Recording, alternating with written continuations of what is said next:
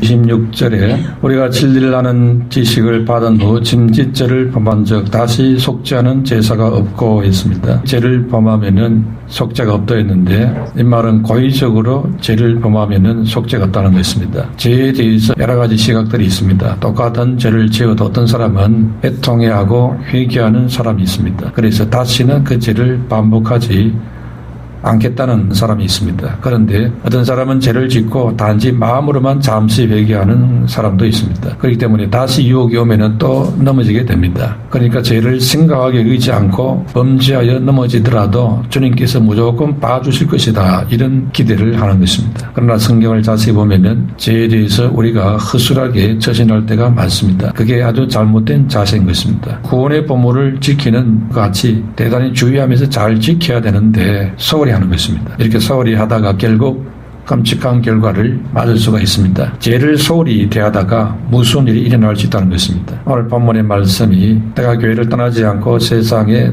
타락된 문화 속으로 다시 나아가지 않는 것만으로 안심하면 되는 것이 아닌 것입니다. 많은 신실해 보이는 신자들 가운데 오늘 본문 말씀처럼 사함받지 못한 죄로 인해서 회개의 영이 나오지 않는 사람이 있습니다. 다시 말해서 양심의 화인을 맞은 상태가 있다는 것입니다. 그래서 26절에 짐짓이라는 이 말은 숙고하여 이런 뜻입니다. 우리가 이것이 죄구나, 이렇게 행하는 것이 주님의 뜻이겠구나, 이렇게 깨달아야 된다는 것이죠. 그런데도 그렇게 깨닫고도 그 죄를 짓게 되는 경우가 있습니다. 그게 바로 짐짓죄를 범하는 것입니다. 알면서도 계속 죄의 길을 가는 것을 말합니다. 이렇게 우리가 고의적으로 죄를 범할 때 처음에는 주님께서 오래 참고 기다려 주십니다. 왜냐하니까 아직 믿음도 약하고 믿은 지 얼마 안 되는 초신자 시절이기 때문에 모든 것을 감안해서 회개하도록 기다려 주시는 것이죠. 스스로 돌이키도록 기회를 주시는 것입니다. 그러나 이제 우리가 믿음이 장성하고 충분히 자라게 되면은 죄를 정리하고 뛰어넘어야 되는 그런 이제 때가 된 것입니다. 그런 충분한 때가 되었는데도 문제가 이전과 똑같다면은 이제 이것은 달라지는 것이지요. 다시 말해서 주님께서 이제는 그때부터 다루시는 것입니다. 그래서 우리가 계속해서 거역하고 불순하게 하게 된다면은 이전과 다르다는 것입니다. 더 이상 불순종에 대해서 참아주시고 긍휼히 여기시고 이런 것이 이제 이전과는 확연히 다르다는 것을 알 수 있습니다. 그래서 주님께서 우리를 연단을 시키든지 여러 가지 문제들을 통해서 낮추시고 하시는 것입니다. 또 돌이키고 회복하도록 회개하도록 이끌어 주시는 것이지요. 근데 그런 기회를 주셨는데도 우리가 계속해서 자세를 고치지 않고 고집을 피우고 끝까지 우리가 범죄에 태어나지 못하고 거기에 빠져있게 되어지면은 이제 주님께서 화인맞은 심령으로 보시고 더 이상 관여하지 않는 그런 상태가 될 수도 있습니다. 이게 아주 무서운 상태가 되는 것입니다. 그렇기 때문에 교회를 열심히 다닌다고 해서 천국에 다 들어간다, 이렇게 볼 수는 없다는 것입니다. 어떻게 신앙생활을 했느냐가 중요한 것입니다. 그런데 이런 문제에 빠지는 이유들이 주로 오늘 본문에 나온 것처럼 고의적으로 죄를 반복하는 이런 문제에 빠진 사람들입니다. 갈라디아 5장 19절에 보면은 육체의 일은 분명하니 곧 음행과 더러운 것과 호색과 우상숭배와 주술과 원수 맺는 것과 분쟁과 시기와 분냉과 땅 짓는 것과 분열함과 이단과 투기와 술 취함과 방탕함과 또 그와 같은 것들이라. 전에 너희에게 경계한 것 같이 경계하노니 이런 일을 하는 자들은 하나님의 나라를 유업으로 받지 못할 것이요 했습니다. 이렇게 주님께서 말씀을 통해서 여러 나열된 이런 죄들, 하나님의 나라를 유업으로 받는 것이 아니라는 것입니다. 또 로마서 1장 29절 이후에도 곧 모든 불의, 추악, 탐욕, 악의가 가득한 자요, 시기, 살인, 분쟁, 사기, 악독이 가득한 자요, 수근수근하는 자요, 비방하는 자요, 하나님께서 미워하시는 자요, 능욕하는 자요, 교만한 자요, 자랑하는 자요, 악을 도모하는 자요, 부모를 거역하는 자요, 우매한 자요, 배약하는 자요, 무정한 자요, 무지합의한 자라. 그들 이 같은 일을 행하는 자는 사형에 해당한다고 하나님께서 정하심을 알고도 자기들만 행할 뿐 아니라 또한 그런 일을 행하는 자들을 옳다 하느니라 했습니다. 첫 번째로 사망에 이르는 죄를 지은 사람이 있다는 것입니다. 용서받지 못할 죄가 있다는 것입니다. 먼저 성령 해방죄가 그런 죄가 될 수 있습니다. 마가복음 3장 29절에 누구든지 성령을 해방하는 자는 사하심을 영원히 얻지 못하고 영원한 지에 처하느니라 하시니 있습니다. 히브리서 6장 4절에서 6절에도 한 번 빛을 받고 하늘의 은사를 맛보고 성령에 참여한 바 되고 하나님의 선한 말씀과 내세의 능력을 맛보고도 타락한 자들은 다시 새롭게 하여 회개할 수 없나니 이는 그들이 하나님의 아들을 다시 십자가에 못 박아 드러내놓고 욕되게 함이라 하였습니다. 성령의 역사인 것을 알면서도 해방한 죄를 말하고 있습니다. 또 오늘 본문에 나온 것처럼 고범죄가 있습니다. 의도적이고 계획적인 죄를 짓는 것도 해당이 됩니다. 엘리 제사장의 두 아들이 있었는데 제사장으로서 불경죄와 간음죄를 성소에서 범하게 됩니다. 그래서 그 죄에 대해서 그 아버지가 경계를 냈습니다. 그러면 안 된다 했는데도 조심하지 않고 그 죄를 반복하고 회개하지를 않습니다. 또 백성들이 수근수근합니다. 그래서 하나님께서는 엘리의 두 아들이 계속 불경죄를 범하니까 드디어 처리하게 됩니다. 그래서 사무엘상 2장 25절에 사람이 사람에게 범죄하면 하나님이 판결하시려니와 사람이 여호와께 범죄하면 누가 위하여 간구하겠느냐 하되 그들이 그 아비의 말을 듣지 아니하였으니 이는 여호와께서 그들을 죽이기로 뜻하셨음이더라 했습니다. 바로 이런 것이 문제라는 것인데요. 지혜인 줄을 알면서도 계속 고의적으로 죄를 범하는 것입니다. 이렇게 멸망당할 자는 회개할 마음을 갖지를 않습니다. 시편 119편 13절에 또 주의 종으로 고음죄를 짓지 말게 하사 그 죄가 나를 주장치 못하게 하소서 그리하시면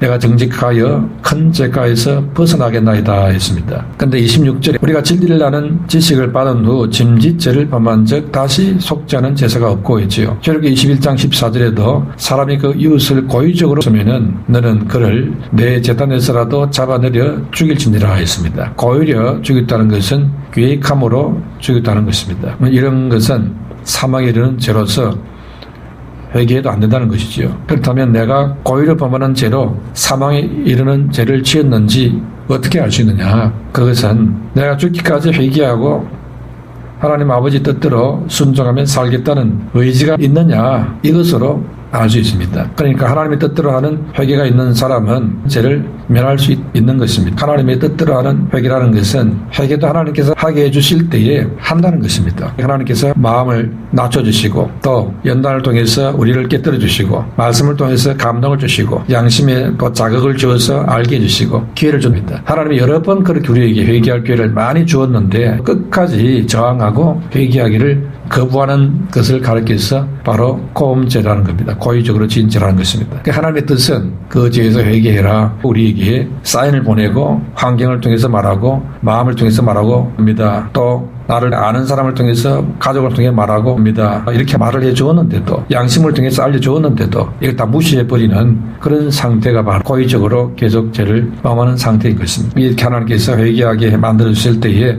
우리는 하나님의 뜻에 순종해서 회개하는 자가 되어야 한다는 것입니다. 로마서 2장 4절에 혹 내가 하나님의 인자하심이 너를 인도하여 회개하게 하심을 알지 못하여 그의 인자하심과 용납하심과 길이 참으심이 풍성함을 멸시하느냐 했습니다. 이렇게 하나님이 회개하도록 감동 주고 환경 통해 또 여건을 통해 역사해 주셨는데 그것 멸시하고 무시해버린다 이 말이죠. 이게 문제라는 것입니다. 이렇게 하나님께서는 우리로 하여금 회개하게 만드십니다. 그래서 회개하게 하시는 분도 또 회개를 안 받으시는 분도 하나님입니다. 회개하도록 만들었는데 수없이 많은 기회를 줬는데도 본인이 회개를 이제 안 합니다. 어떤 시점에 가면 하나님께서 화인받은 심령, 고의적으로 회개 안 하는 심령으로 간주하시고 이제 회개를 안 받아지는 거예요. 그때부터는 방치를 하는 겁니다. 유기를 하고 내버려 두는 겁니다. 그런데 그때부터 별로 무슨 문제가 일어나지를 않습니다. 아무렇게나 살아도 문제없고 이래서 자기 생각에는 그냥 살아도 되는가 보다 이렇게 혼돈을 하는 거지요. 그리고 문제를 지어도 별로 큰 문제도 안 생기는 것 같고 하나님이 계시는가 안 계시는가 이렇게 이제 생각이 들고 나중에는 하나님이 안 계시는가 보다 괜히 쓸데없이 종교에 빠져가지고 내가 마음고생만 했구나. 그냥 마음대로 사는 게 그게 최고다. 이러면서 이제 떠나가 버린 거죠. 그 하나님이 노타치하는 상태에 있다는 것도 모르고 이제 그렇게 자기가 오판을 한 것이지요. 그러니까 하나님의 간섭이 있다는 것은 대단한 축복인 것입니다. 하나님도 어느 시점에 가면은 이제 완전히 더 이상 신경을 안 쓰고 더 이상 돌이키라고 회개하라고 간섭 안 하는 그런 단계가 있다는 겁니다. 그러면은 어떤 자가 하나님 뜻대로 회개하는 자겠습니까? 그것은 하나님의 뜻대로 하는 회개를 하는 자입니다. 하나님 뜻대로 하는 근심, 하나님 뜻대로 하는 회개, 그걸 할 수 있어야 됩니다. 하나님의 근심하심이 내 마음의 양심을 통해서 말씀으로 들어와가지고는 이거 내가 회개해야 되는데, 이거 고쳐야 되는데, 이런 마음이 들어올 때 그게 하나님의 뜻입니다. 그걸 받아들이고 수용을 해야지 무시해버리고 모르겠다, 부담스럽다, 신경 안 쓰겠다 이렇게 나가는 것은 고의적으로 하나님의 그 회개에 대한 감동을 무시하는 것이 되는 것이죠. 이게 계속 반복되면은 어느 시점에 가면 하나님께서 이 영혼은 완전히 타락을 해서 가능성이 없다 이렇게 보시는 시점이 올 수 있다는 겁니다. 그게 이제 문제가 됩니다. 불행이 되죠. 개선의 여지가 없다는 그런 상태가 되는 겁니다. 고린도서 7장 10절에 하나님의 뜻대로 하는 근심은 후회할 것이 없는 구원에 이르게 하는 회개를 이루는 것이요 세상 근심은 사망을 이루는 것이니라 했습니다. 그러니까 하나님의 뜻대로 우리 안에 마음에 어떤 부담이 오고 이거 죄를 버려야 되겠다, 회개해야 되겠다, 그건 아주 좋은 것이라는 겁니다. 그걸 괜히 부담된다 그러면서 그냥 교회 다니고 믿음 생활하는 게 자꾸 부담을 줘서 싫다, 아무 부담 없이 그냥 내 마음대로 살고 싶은데 뭐 똑바로 살아, 죄를 짓지 말라, 부담이 된다 이러면서 그게 사실 좋은 것인데 그걸 모르고 나쁜 거로 생각하니까 이게 이제 하나님의 뜻대로 하는 근심인데 그게 좋은 건데 나쁜 거라고 생각하고 있으니까요. 그러니 그런 사고방식이 자기 자신의 영혼을 완전히 파멸로 내동댕이 쳐버리는 일이 될 수 있습니다. 하나님의 뜻대로 하는 근심이 어떤 것이냐, 예를 들어서 마태복음 5장 6절에 예수님이 의에 줄이고 목마른 자는 복이 있나니 저희가 배부를 것이며 했습니다. 그렇다면 이 말씀을 듣고 왜 나는 의에 줄이지도 않고 목말라 하지도 않을까 하는 근심이 있어야 한다는 것이죠. 이런 게 있느냐는 것이죠. 그렇기 때문에 마태복음 7장 21절에 예수님 말씀하시기를 나더러 주여 주여 하는 자마다 천국에 다들 갈 것이 아니요 다만 하늘에 계신 내 아버지의 뜻대로 행하는 자라야 들어가리라 이렇게 말씀했습니다. 그러면은 이 말씀을 듣고 나는 과연 하나님의 뜻대로 행하는 자이냐, 그런 근심이 있느냐, 이 부분을 살펴야 할 것입니다. 히브리서 12장 4절에 너희가 죄와 싸우되 아직 피 흘리기까지는 대항하지 아니하고 했습니다. 이 말씀을 때에 왜 나는 아직 죄와 싸우되 피 흘리기까지 싸우지 못하고 있을까 하는 이런 근심이 생겨야 되는 것입니다. 그게 바로 하나님의 뜻대로 하는 근심이 됩니다. 그런데 우리가 하나님 말씀을 들을 때에 나는 과연 그 말씀대로 살고 있느냐 하는 이런 반문, 이런 근심이 생기느냐, 이걸 살펴야 합니다. 그것이 있다면 하나님의 뜻대로 살려고 하는 마음이 있다는 것이지요. 즉 하나님의 뜻대로 하는 근심은 말씀을 들을 때에 우리 마음속에 그 말씀대로 내가 살아야 되는데 하는 이런 근심이 생긴다는 것입니다. 그러면서 나는 왜 주여 주여만 하고 있을까, 이렇게 살다가 내가 잘못되면 안 되지, 이런 근심이 생기는 것이 좋다는 것입니다. 그렇게 하나님의 뜻대로 근심하는 그 성도의 중심을 하나님께서 보시고는 그런 마음에 성령을 부어주십니다. 그래서 하나님의 말씀대로 살 수 있도록 역사해 주시는 것입니다. 그렇게 해서 결국 하나님의 뜻대로 살게 하시는 것입니다. 그러니까 나는 하나님 뜻대로 말씀대로 살 수 있는 힘이 없다, 능력이 없다, 그러니까 아예 나는 포기하겠다, 못하겠다, 하나님 뜻대로 살 수 없다는 그것은 맞는 판단입니다. 그런데 그래서 나는 내 마음대로 살겠다, 이것은 잘못 생각한 것입니다. 우리가 하나님 뜻대로 살 수 있는 능력이 없지만은 우리 마음에 나도 하나님의 말씀대로 살아야 되겠는다는 근심을 갖고 나는 부족합니다, 내 힘에 한계가 있습니다, 도와주시옵소서, 주님이 안 도와주면 나는 도저히 불가능합니다, 이런 근심을 가진 사람에게 하나님이 성령을 부어주시고 또 능력도 주시고 말씀대로 살도록 변화가 일어나도록 그렇게 하시는다. 그게 바로 믿음인 것입니다. 내게 능력이 없다고 포기한다, 하나님과 전혀 상관없이 자기 자신만 쳐다보고 있는 거지요. 내게 힘도 없고 능력이 없는데, 그런데 하나님이 도와주시면 할 수 있을 줄로 믿습니다. 그러므로 갖게 되시기를 축원합니다. 두 번째로, 그런데 많은 사람이 지금 계속 죄를 짓습니다. 예수 믿고 거듭났는데 신자가 죄를 안 짓느냐? 죄를 짓습니다. 그런데 요한일서 3장 9절에 하나님께로 난 자마다 죄를 짓지 아니하나니 이는 하나님의 씨가 그 속에 거함이요 저도 범죄치 못하는 것은 하나님께로서 났음이라 했습니다. 거듭난 신자는 죄를 범할 수 없다 했습니다. 그런데 요한일서 1장 8절에는 만일 우리가 죄가 없다고 말하면은 스스로 속이고 또 진리가 우리 속에 있지 아니할 것이요 했습니다. 사도 요한이 거듭난 성도는 죄를 짓지 않는다고 이렇게 말을 했는데 또 똑같은 사도 요한이 반대로 성도라도 죄가 없다고 할 수 없다 이렇게 말합니다. 어느 말이 옳습니까? 의미를 제대로 알려면은 그 말씀의 배경을 알아야 되겠죠. 어떤 배경에서 주어진 말씀인지를 살펴야 됩니다. 하나님의 자녀와 마귀의 자녀를 비교하던 중에 했던 말입니다. 그러니까 하나님의 자녀는 마귀의 길을 따르지 않게 되고 죄를 추구하며 살지 않는다. 그런 의미에서 죄를 짓는 것이 아니라 이 말입니다. 하나님의 죄를 짓는 것을 아무 부담 없이 아무 신경 쓰는 것도 없이 그냥 스스럼 없이 죄를 짓는 이런 사람이 아니라 그런 의미에서 죄를 짓는 자는 아니라 이 말입니다. 그래서 하나님의 자녀는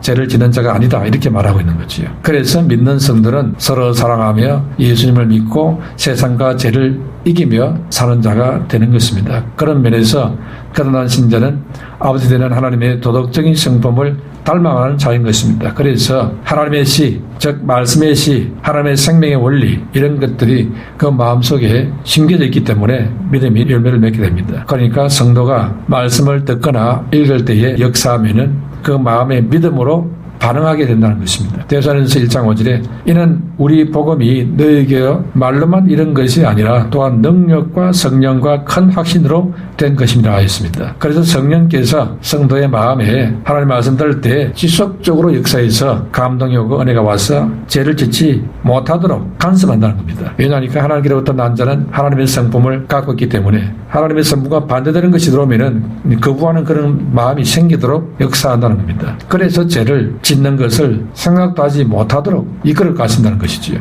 이런 은혜는 아직 내게 없던데요. 이렇게 생각된다면은 하나님의 은혜의 인도를 아직까지 제대로 못 받고 있다는 것이고 앞으로 인도받아야 될 길이 많다는 것을 알아야 됩니다. 우리가 하나님께로 난 자가 된다면은 하나님의 성품을 소유하게 됩니다. 하나님의 성품을 소유하면은 죄에 대해서는 반대하는 마음이 자연히 생깁니다. 그래서 죄 짓는 것을 생각하는 것이 절대 자연스럽지가 않습니다. 그러면은 전혀 죄를 안 지느냐? 그렇지는 않습니다. 요한일서 1장 10절에 만일 우리가 범죄하지 아니하였다면은 하나님을 거짓말하는 이로 만드는 것이니 또한 그 말씀이 우리 속에 있지 아니하리라 했습니다. 그러므로 거듭난 신자도 습관적으로 범죄하는 건 아니지만은 부주의해서 실족해서 죄를 범할 수 있습니다. 그때 다른 것이 있다면은 죄를 범하자 속히 죄를 자복하고 회개하는 것입니다. 죄를 추구하는 자가 아니라는 것이지요. 내 마음에 추구하는, 내 마음에 좋아하는 것이 아닌 것이 들어갈 때에 이게 불편하고 부담이 되고 하는 것입니다. 빨리 이것을 뽑아내야지 그냥 갖고 있는 것이 절대 자연스럽지가 않은 것입니다. 그래서 요한일서 3장 10절에 이러므로 하나님의 자녀들과 마귀의 자녀들이 드러나나니 무릇 의를 행하지 아니하는 자나 또는 그 형제를 사랑하지 아니하는 자는 하나님께 속하지 아니하니라 했습니다. 그러니까 거듭난 자, 구원받은 성도는 의를 행하는 그것이 자연스러운 것이지 의를 행하지 않고 형제를 미워하고 이런 것은 절대 자연스럽지가 않다는 겁니다. 그런 일을 할 때 기쁨으로 즐거워서 절대 못한다는 것입니다. 왜냐하면 의를 추구하는 자이기 때문에 그렇다는 것입니다. 죄를 추구하는 자가 아니기 때문에 그렇다는 것입니다. 그렇기 때문에 믿는 성도인데 죄를 가볍게 여긴다. 이것은 아주 심각한 상태입니다. 좋은 상태가 아닙니다. 이런 사람은 양심에 화인을 맞아 있는 것은 아닌지 양심에 감각이 죽어버린 상태가 아닌지 의심을 한다는 것이죠. 병든 양심이 되는 것이죠. 이러면은 하나님의 은혜에서 자꾸자꾸 멀어지게 되는 것입니다. 심각한 상태에 떨어질 수가 있는 겁니다. 그렇기 때문에 우리는 하나님께 나올 때마다 은혜를 사모하고 하나님의 부어주신 은혜를 말미암아서 죽은 양심이 살아나고 양심의 감각이 다시 회복되어지고 그래서 죄가 들어오면은 절대로 편안하지 않고 얼른 회개해야 되겠다 마음이 생기고 회개하게 되고 그래 자연스럽게 건강한 심령을 유지할 수 있는 이런 상태가 된다는 것이지요. 건강한 사람은 상한 음식 먹으면은 속에 절대 가만히 있지 않지요. 부글부글 하면서 막 속이 배가 뒤틀리고 아프고 미식거리다가 결국 토해버리든지 설사해서 빨리 정리가 됩니다. 건강하지 않는 사람은 이게 그냥 속에서 뭐가 문제가 왔는데도 모르고 있다가 생명이 위독한 상태에 떨어지게 되는 거지요. 그럼 우리가 정상적인 성도가 되려면은 나쁜 죄가 우리 심령에 들어왔을 때에 이게 절대로 정상적인 상태가 되어서는 안 되는 거죠. 부담이 되고 양심에 가책이 오고 빨리 회개해야 되겠다. 이런 마음이 자연스럽게 생기는 것이 그게 정상인 것입니다. 그런 의미에서 믿는 성도는 죄를 짓는 자가 아니라 이 말입니다. 죄의 부류에 속한 자가 아니고 의를 쫓아가는 사람에 속했다 이 말이지요. 스타일이 다르고 마음의 사고방식이 벌써 완전히 가치관이 다르다 이 말이지요. 그러므로 하나님의 백성다운 그런 의와 거룩을 추구하는 심령이 되시기를 축원합니다. 마지막 세 번째로 짐짓죄를 범하는 고의적인 범죄는 배교와 같은 죄가 될 수 있습니다. 배교자에게는 다시 기회가 없게 되지요. 그래서 무서운 것입니다. 당시 히브리서를 읽는 대상자들이 유대교에서 기독교로 개종한 유대인들입니다. 이들이 예수 믿고 믿음 생활을 해보니까 힘드니까 돌아가야 되겠다 이런 생각을 하는 자가 생겼습니다. 그래서 그들에게 경고하는 말씀입니다. 그래서 29절에 하물며 하나님의 아들을 짓밟고 자기를 거룩하게 한 언약의 피를 부정한 것으로 여기고 은혜의 성령을 욕되게 하는 자가 당연히 받을 형벌은 얼마나 더 무겁겠느냐 너희는 생각하라 했습니다. 그러니까 26절에 우리가 진리를 아는 지식을 받은 후에 짐짓죄를 범한 즉 다시 속죄하는 제사가 없고 이렇게 말했던 것입니다. 짐짓죄를 범한 저 말은 죄라는 것은 하마르스탓 논톤이라는 말인데요. 믿음에서 떨어져 나가는 배우기를 말합니다. 우리가 신앙생활하는 중에 믿음이 약하거나 무지해서 혹은 우리의 과실로 죄에 떨어질 수 있습니다. 반면에 충분한 말씀에 대한 지식과 믿음이 있으면서도 고의적으로 죄를 범하는 경우도 있습니다.